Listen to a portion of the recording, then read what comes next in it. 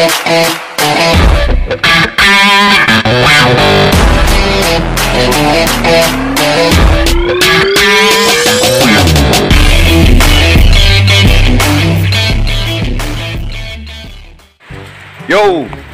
Imbag na bigat mga kailian. Umaambog pa. Bali nakaschedule kasi yung vlog ko ngayon mga kailian, kaya kahit umuulan, hindi ako patitinag. Ako'y magbablog pa rin. Ang masama doon, nag-alarm ako kasi dapat alas 5 mag-start na ako. Pero hindi ako nagising. Napasarap sa tulog mga kailian. Bali may pasok kasi ngayon mga kailian, kaya kailangan kong medyo bilisan. Kasi mamaya hindi ko na naman alam yung taltalyawin ko.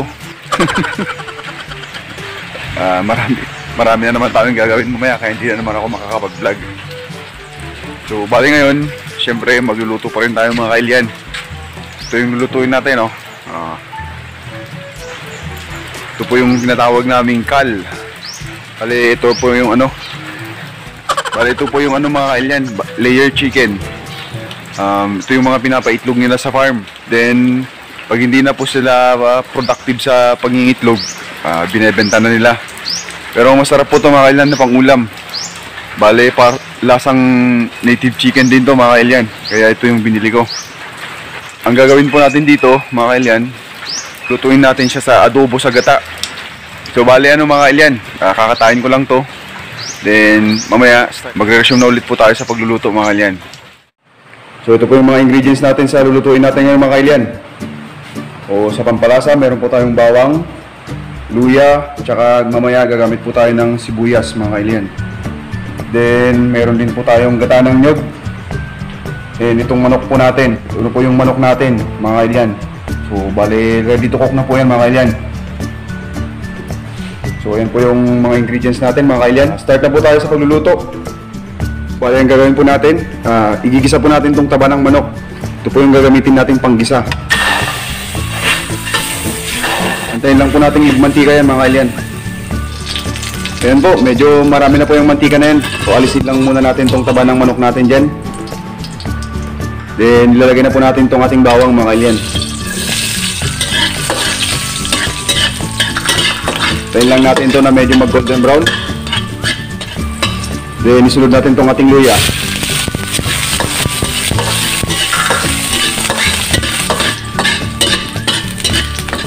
Pagkatapos lagay na po natin itong ating manok mga kailian.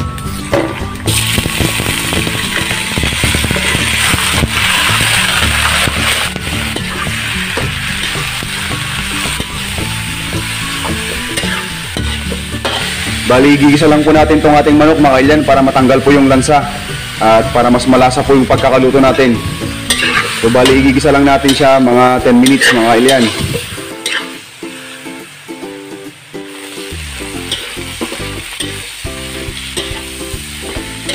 So ito mga kailian, kung napapansin nyo, medyo namumula na po yung karne ng manok natin. So pwede na po tayong maglagay ng tubig.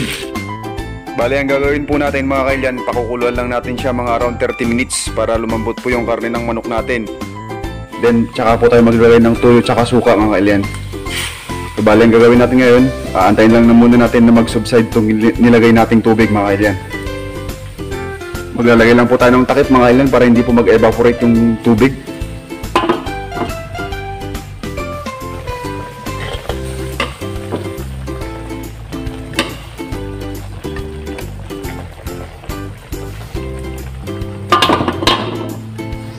Check lang po natin mga kailian itong ating linuluto. Kung napapansin nyo mga kailian, nag-subside na po yung tubig na linagay natin kanina. So maglalagay na po tayo ng mga pampalasa natin. So maglalagay na po tayo ng toyo.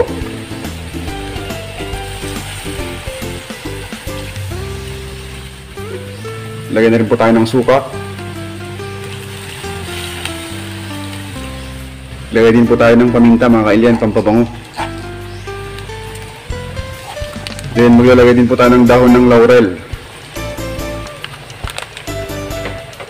Lalagay din po tayo ng konting pampalasa. Then haluin lang po natin ng konti.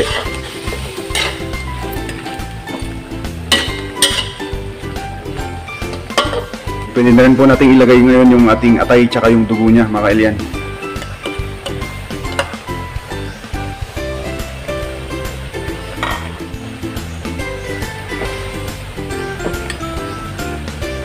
Then takpan lang natin ulit, mga kailyan. Antayin ulit natin na mag-subside yung nilagay nating mga pampalasa. Check natin ulit, mga kailyan.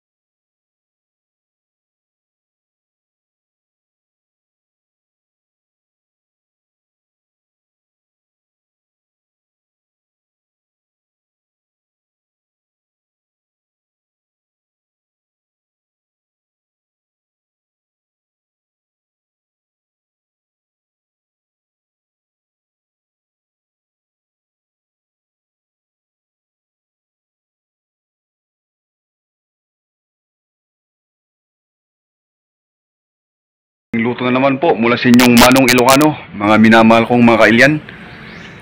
Thanks again for watching.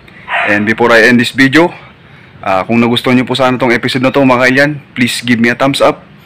And kung hindi pa ba kayo nakasubscribe, subscribe naman po dito sa Manong Ilocano channel, mga kailyan. At hit nyo na rin po yung notification bell button dyan sa baba para maging updated po kayo sa mga bago kong uploads, mga kailyan. So once again, thank you so much, mga kailyan.